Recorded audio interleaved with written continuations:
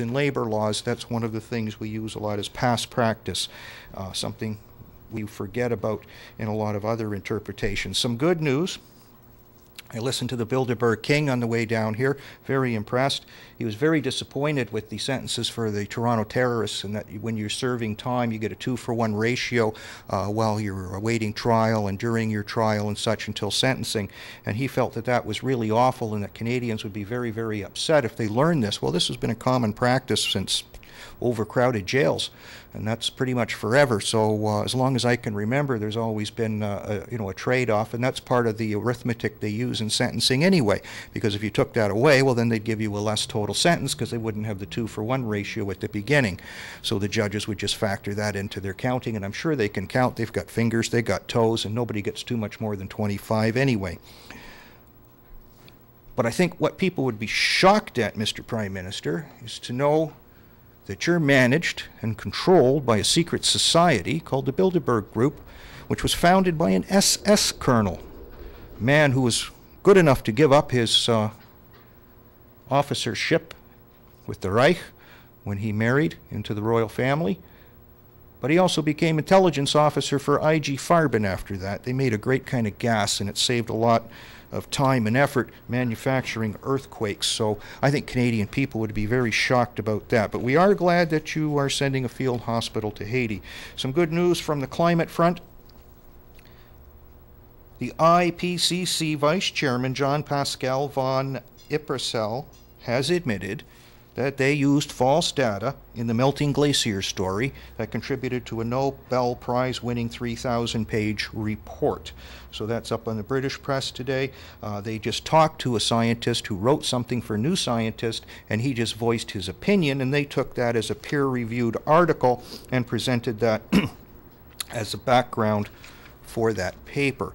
So we can see that that's pretty much all lies, lies, lies, and more lies. But we knew that from the beginning because we know when politicians lie, their lips move. And we don't have any ventriloquist politicians. One individual who I feel very sorry for, and we'll bring him up out of order really, I guess, for the Haiti situation, is the guy who has to bury the bodies. And, he's having a lot of trouble with nightmares and such like that. And he's probably doing a job that nobody'd ever want to have to do, because they just pile up, and they're dumped off dump trucks, and you put them in a hole with a bulldozer, so it isn't pretty. You're grinding them into dust. And a lot of them are children, and he's really being overwhelmed by this. So, we want to say that if we're of a praying genre, that we put out an extra prayer for these individuals who have to handle this kind of stress and this kind of pressure, to at least know that they have to do a terrible job, but they're doing something for the service of humanity, and at least giving people whatever kind of decent burial they can get.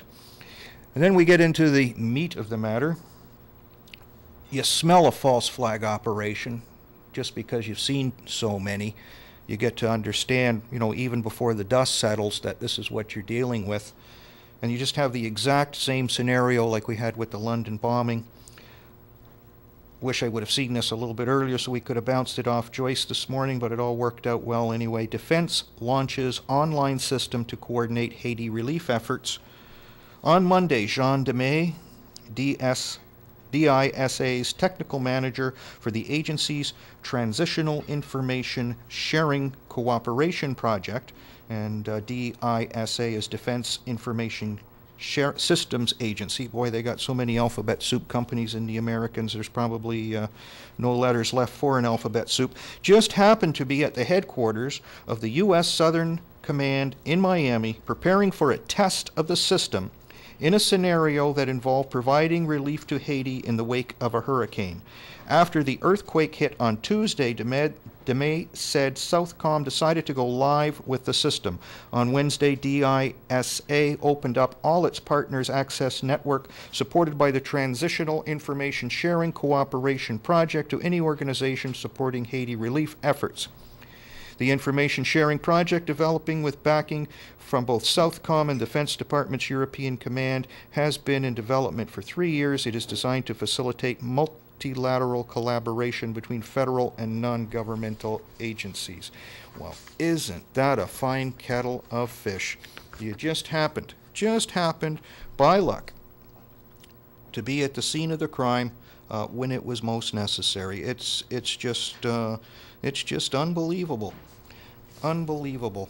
Then one of the great things for people who have a little bit of memory was the classic old Illuminati card game that came out in 1995. It's available to see at cuttingedge.org, where I imagine if you just look up Illuminati card game, there's not too many. And, they were just absolutely fantastic for having on the cover, of course, the exploding Pentagon and the World Trade Centers coming down. And then, of course, some of the other great cards are, the card for hurricanes, the tidal wave card. Gee, we've had a few of those. The Combined Disasters card. Now, there's a classic. But, of course, the Earthquake Projector card is probably the one we're playing recently. Using hyperscalar waves, any place on Earth may be triggered to tremor, and a very natural-looking earthquake will result. Since the New World Order plan envisions eliminating cities, we might expect that earthquakes would be a preferred weapon of choice. Several earthquakes may result in the wholesale evacuation of cities. Scientists can also create earthquakes by changing the composition or structure of the Earth. Tesla technology. Scientists afar off pulling certain levers can create earthquakes whenever they want. And of course, if you don't believe that, then you can always Google Secretary of Defense William Cohen, 1996, University of Georgia speech, where he has perfected earthquake weapons in the American inventory. Then another troubling little matter was a Foreign Affairs magazine. That's the Journal for the Council on Foreign Relations, one of those ubiquitous secret societies that they deny exists, even though all the wealthy and influential people in politics, business, and academia belong to this thing, and they put out a journal you can buy in most good magazine and bookstores. Their big one for January, February 2010, the new population bomb, the 4 megatrends that will change the Earth, and how they get back to that old thing. There's too many of us, not enough food, the herd has to be culled, we need to get rid of people, yada yada yada. We've heard it before. We mentioned last week about the professor, Patrick Charles, formerly of the University of Havana, who predicted this earthquake in 2008. And good timing on his part. Nobody listened to him, of course, so that kind of went down the drain. And then we started beating into the bush, no pun intended, because his name comes up again. The Carlyle Group was in negotiations to buy a company called Shanks Group. The negotiations went deep into December 24th, Christmas Eve. They didn't follow through on buying that. Shanks Group has some interests in the Dominican Republic, which shares the island of Hispaniola with Haiti. In one of the blogs relating to some of the companies that are affiliated with Shanks Groups, we see text here about 200 malnourished child corpses being dumped in the city dump or town dump weekly. Of course, Shanks Group does a lot of removal for toxic wastes and other refuse. They also own Quest Offshore Resources and are probably a major undersea intelligence gathering organization if there ever was one. But for some strange reason, they didn't want to seal the deal. Then in our lists of earthquakes from the U.S. Geological Survey, while we don't take any prisoners, we look at the other earthquakes in the day. There's a whole whack of them, of course, for this region. A lot of them are between Puerto Rico and Hispaniola. Most of them, in fact, they're in the 2.9 to 3.1 scale. One of the bigger ones, 3.4, but it's the first one that attracts our attention of the day. The first one of the set, 2.9, that happened at 3:22 a.m. And if we're fans of Skull and Bones, we know what 322 means, and we know where it stands in their lexicon.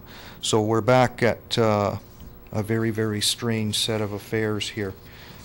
Is it one of theirs? There's some great numerology in the coordinates with the nines and factors of nines. So is this their blueprint, their handprint on the smoking gun that was the earthquake? That could very well be true. So, where do we go? What do we do with individuals like this? Our good colleague John is very dependable to sending all manner of things, and he was